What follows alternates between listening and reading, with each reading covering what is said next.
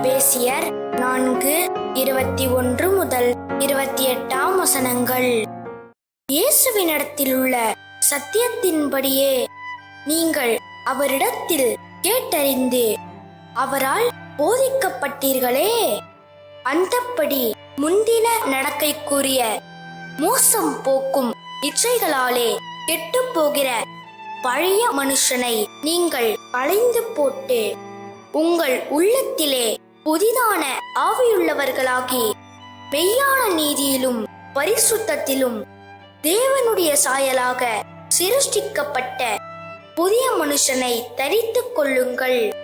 அன்றியும் நாம் ஒருவருக்கொருவர் அவயவங்களாயிருக்கிறபடியால் பொய்யை களைந்து அவனவன் பிறனுடனே மெய்யை பேச கடவன். நீங்கள் கோபங்கொண்டாலும் பாவம் செய்யாதிருங்கள்.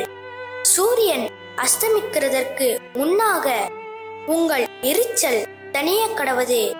பிசாசுக்கு இடங்கொடாமலும் இருங்கள்.